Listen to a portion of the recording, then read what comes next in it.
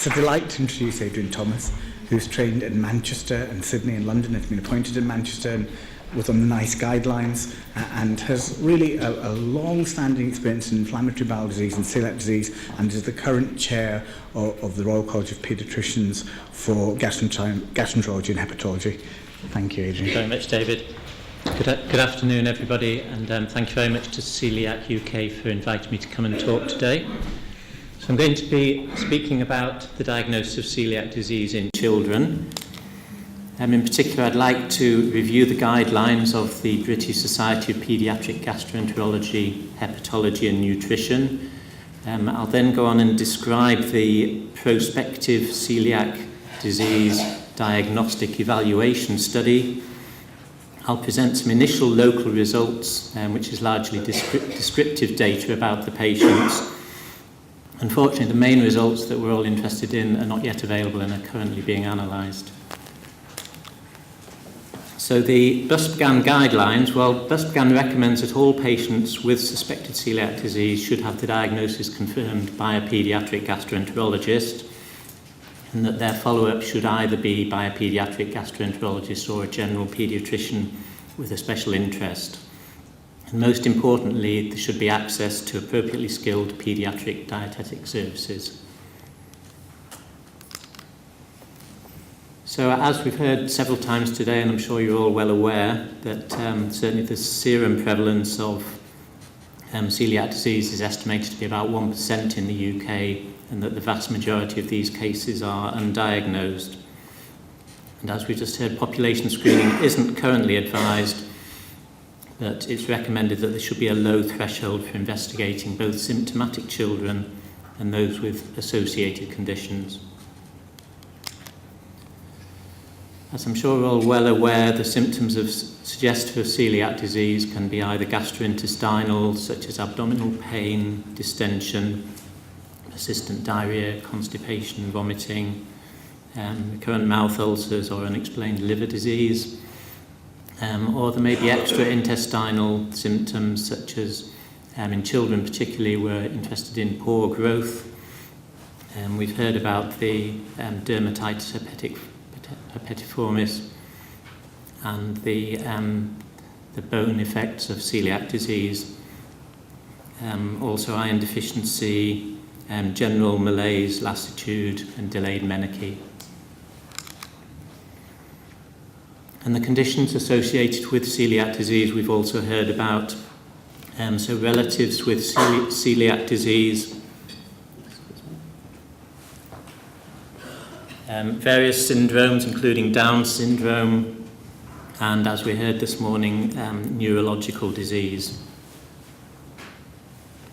Celiac disease, as we know, is also associated with IgA deficiency and a number of other autoimmune conditions such as type 1 diabetes.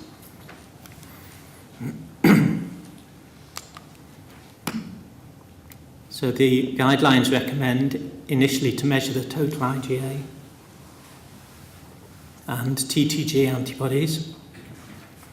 If the TTG is positive or IgA deficiency, then further diagnostic action is required, usually a small bowel biopsy, or as we'll hear in a few moments, in certain specific circumstances, a second test for endometrial antibody testing and HLA-DQ testing. Where there is IgA deficiency, then we can do IgG antibodies, but these are not as specific as the IgA antibodies. And biopsy may still be clinically indicated if these tests are negative. So what do we do if the TTG is negative? Well, for symptomatic children, if there's a high index of suspicion, we should still perform an endoscopy and duodenal biopsy. For asymptomatic children with an associated condition, then we should consider HLA typing, and if the DQ2 or DQ8 are positive, to repeat the TTG at some stage in the future. There's no definite or general agreement, but perhaps each 3 years, and then to biopsy if the child becomes symptomatic or if the TTG becomes positive. If the DQ2 and DQ8 are negative, it's very unlikely that the child will develop celiac disease, and so regular antibody screening shouldn't be continued unless the child becomes symptomatic. It's important to emphasise that having a positive TTG antibody alone is insufficient for diagnosis. If the child is symptomatic, if the TTG is negative and the IgA is normal, then celiac disease is very unlikely. If the IgA level is low, then further testing is required, the IgG antibody tests and possible biopsy.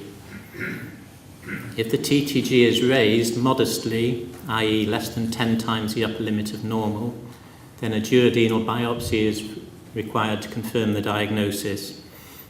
And it's recommended that the biopsies are taken from, as well as the classical second and third parts of the duodenum, also to take them from the proximal duodenum in case of patchy disease. If the TTG is raised more than 10 times above the upper limit of normal, then the guidelines recommend to check the endomysial antibody and the HLA typing. And then if the endomysial antibody is positive and the patient is either DQ2 or DQ8 positive, then the diagnosis can be confirmed without the need for a duodenal biopsy. So this is really a major change in diagnostic evaluation. In children who are asymptomatic, but there's a family history in a first-degree relative, or if there's another associated condition, then small intestinal biopsy is still required for the diagnosis to be confirmed.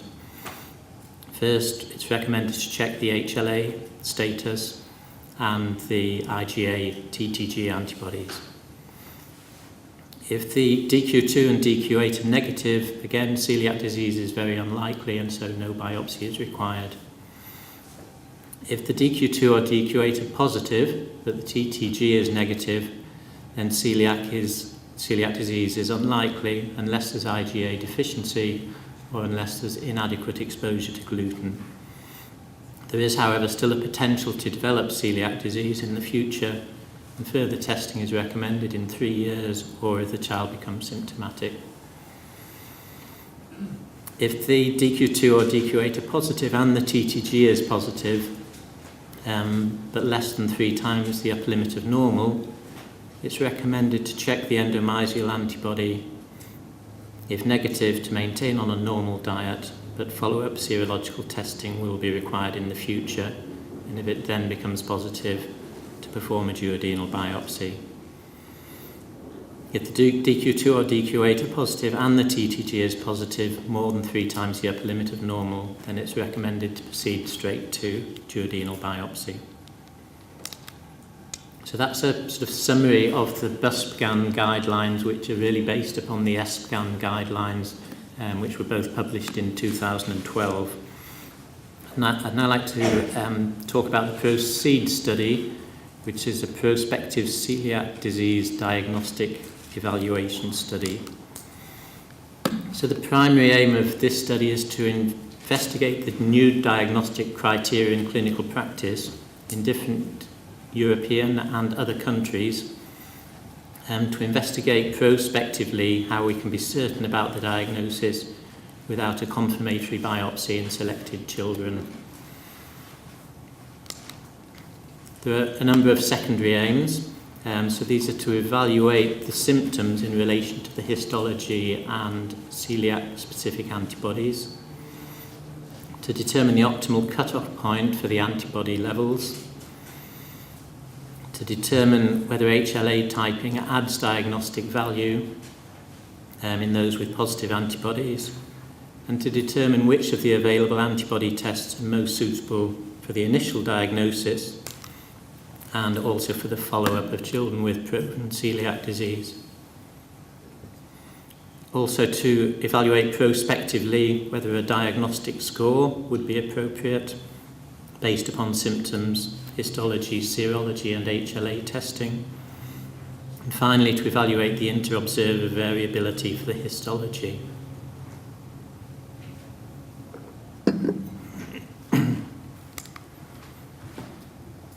So the ProCeDE study is really based upon the BSPGHAN guidelines, but I've said these are very similar with the same principles as the BSPGHAN guidelines. So in selected cases with a very high anti-TTG antibody and a positive endomysial antibody with typical symptoms of celiac disease, the biopsy could be omitted.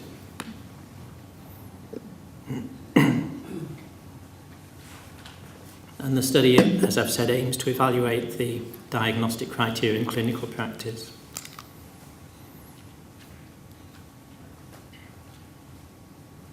And as well as making sure that we haven't missed any cases, or whether we would have missed any cases if they hadn't been biopsied, also to identify if there are any false positive diagnoses. So these are the inclusion criteria. So there has to be a positive TTG antibody, children aged 6 months to 18 years on a gluten-containing diet, and parents and the child agreeing to participate. These are the exclusion criteria. And the clinical data are collected locally at the time of diagnosis, including the medical history and examination, serology, histology, and genetic typing if available locally. And then the central analyses which are currently being conducted, the additional blood samples, including a battery of antibody tests, and to re-evaluate the histopathology. So in the clinical setting, we're seeing patients with symptoms suggestive of celiac disease who may or may not have a positive antibody test, or children at risk of celiac disease. And we will consider whether they can come into the study. So the first assessment is the TTG antibody and total IgA, and the clinical examination. If the TTG is positive, or if there's IgA deficiency, then an IgG-based antibody test, the child is eligible to enter the study. Informed consent and the clinical workup. If celiac disease is confirmed, the child is commenced on a gluten-free diet and followed up for 18 months. If it's unclear or if there's no confirmation of the diagnosis, the children are followed up as of routine practice. So the current status with the ProCeDE study: 44 centres initially expressed an interest to participate. 35 centres obtained ethical approval, and 33 have started recruiting. These figures were correct in December. Actually, most centres have now finished recruiting. There's just a couple of centres to complete.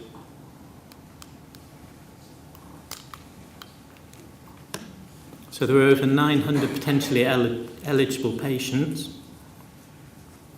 of whom 755 were recruited. Not all of the data has been collected yet. So these are the centres in the UK as well as Manchester, and Rob Hirschgall from Cambridge and Sunny Chong from Carshalton. And then these are the other centres in Europe and outside Europe. The study management is being conducted in Munich, where some of the analyses are being performed. Other analyses in Denmark and in Italy, and the reference histopathology in Italy. So as I've said, as of December, 21 centres had finished recruiting.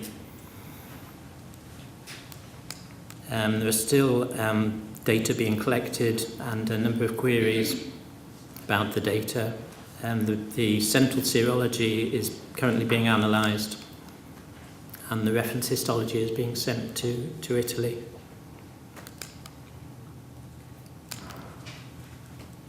So the descriptive data, which is available, this is from the local centres. Patients have been stratified into 3 groups: those with typical symptoms of malabsorption, those with other symptoms or isolated single symptom, and those who are asymptomatic. And the descriptive data has already been presented in London and Chicago. These are the basic patient characteristics, and the final column is showing all patients. These are the 3 subgroups: malabsorption, single symptoms or other symptoms, and asymptomatic patients. As expected, there's a female predominance.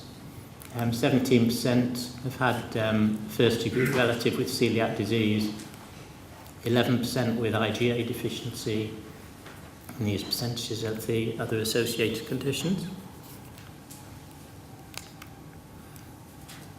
And the age distribution, as expected, those with a typical malabsorption picture tend to be diagnosed earlier. The Z scores for height and the BMI scores, again, tending to be lower in those with the malabsorption symptoms.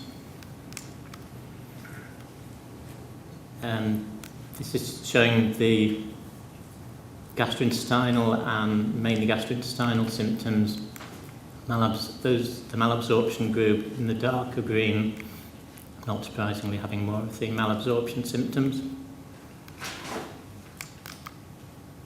Most patients having 2 or 3 symptoms, but some up to 7 or more symptoms.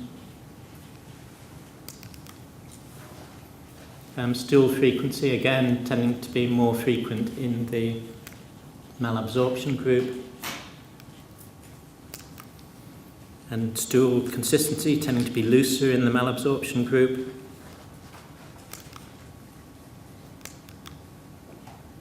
The basic laboratory parameters, so anemia in about almost 17%, iron deficiency in over a third of the patients with low ferritin, low albumin, and increased ALT in a smaller proportion. These are the macroscopic findings at endoscopy. Basically some erosions in the more common in the duodenum, but also in a small proportion in the stomach or esophagus. And the final diagnosis of patients who've been enrolled into the study, and between 80 and 90% being confirmed to have celiac disease. So what about the final results, which is what we're all interested in, and I'm sorry that they're not available yet. The recruitment was due to finish at the end of December. There are still 1 or 2 centres finishing in recruitment and should be completed very soon, hopefully by the end of March. As I've said, the central serology analysis is underway, and we would expect that this data will be available later this year. The follow-up data, however, will take at least 18 months to collect. I've reviewed the BSPGHAN guidelines and tried to briefly describe the aims of the ProCeDE study.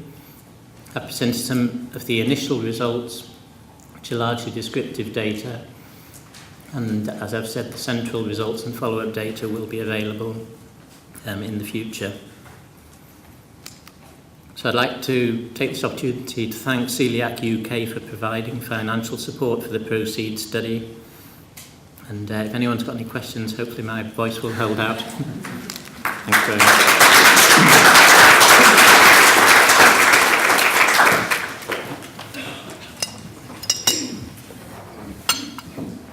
Secretary St Thomas's, London. I'm an adult gastroenterologist and not a paediatric gastroenterologist, although I did do some paediatric gastroenterology enfant malade in Paris.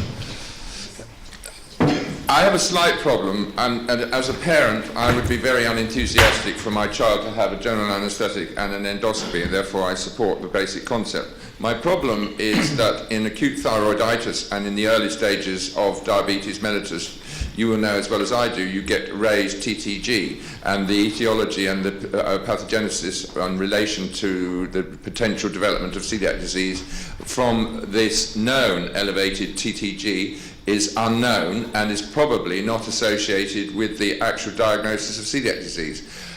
How does PSGHAN intend to look at that and differentiate that in a situation where you're not doing the biopsy?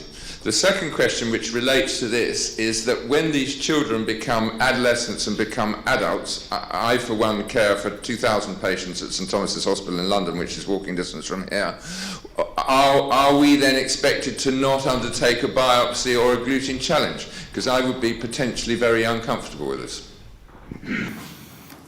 Taking the second question first, I think that the problem is there's always going to be diagnoses missed, and I think, well, my feeling would be that one needs to have a discussion with the family and to explain what the new diagnostic criteria are, and certainly my personal preference would be to give the option of a biopsy.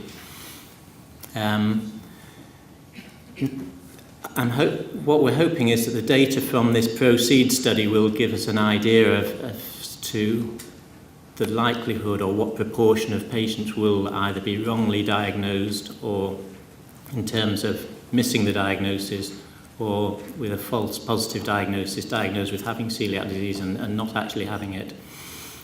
But you're absolutely right, there will be a small proportion, and we're hoping that it is a very small proportion. As I've said, I would feel that one needs to have that discussion with the family. I mean, as to what adult gastroenterologists are supposed to do in the future, I would feel the same, really, that you would have perhaps the same discussion with the parents or the children then, who will then be adults, and it may well be that some of them would want confirmatory biopsy.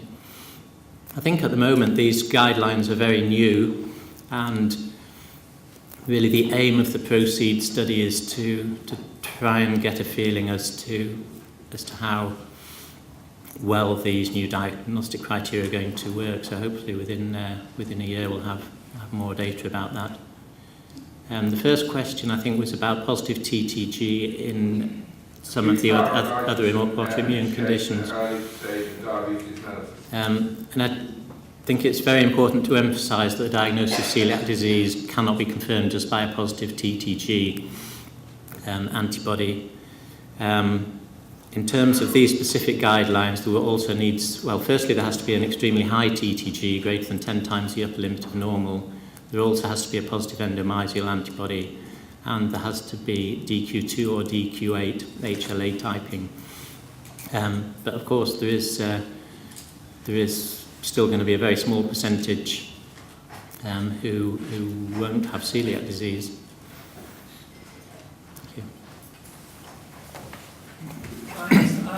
You're actually almost guaranteed to be biopsied if you've got an at-risk condition, because when you look at the guideline, the threshold is different, and what it says is for the low level, the 3 times level, it actually talks about repeating those. So in fact, I think in the at-risk groups, so for example, as a sibling with a slightly dodgy, slightly elevated TTG, you're paradoxically more likely to have a biopsy than the index case.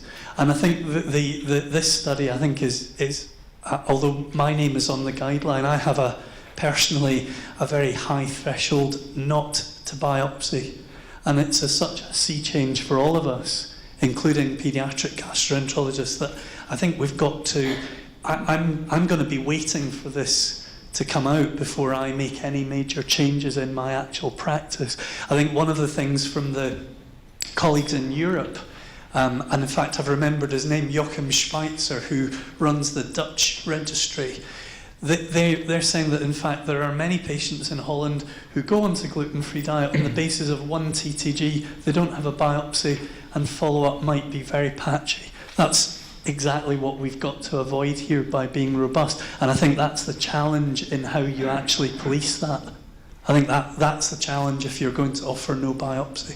I think that's really important. I think the danger here is that word gets around that celiac disease can be diagnosed by a positive TTG antibody, And that certainly isn't the message that we want to get across. Jeremy. Thank you. I noticed on one of your slides that 2 centres were disqualified because of a low sensitivity of the TTG assay. Did I see that? Does this imply that there's not a standard assay format that's being used for the TTG across the centres? And then are we going to have some idea of the variability then in the TTG sensitivity between the different centres? Yes, in fact, I think I mentioned somewhere that there are 16 different antibody tests being performed. So in terms of the TTG, there's a number of different kits being compared to a number of different companies' kits are being compared, basically the companies that have agreed to take part in the study. So yeah, hopefully we will get, because I think that's one of the problems at the moment, is that there's so much difference between the kits really, so we're hoping to get some more data about that, so that we will be able to decide which kits would be the best to recommend. Yeah. Final question. I'm Sally Edwards, a paediatric dietitian from Bromley. Just going back to the last situation, we quite often get children referred to us from the consultants that have been put on a gluten-free diet just through raised TTG. Where does that leave us? Yeah, it's always a big heart sink. It's the biggest nightmare for paediatric gastroenterologists, and I'm sure for adult gastroenterologists as well. It's an absolute nightmare. I mean, I guess the answer is that you have to do a formal gluten challenge. I know. I don't have any easy answer to that. Does anybody? I think it's up the Swanee, isn't it? That's where it leaves you, I think. Okay. Adrian, thank you very, very much. Thank you.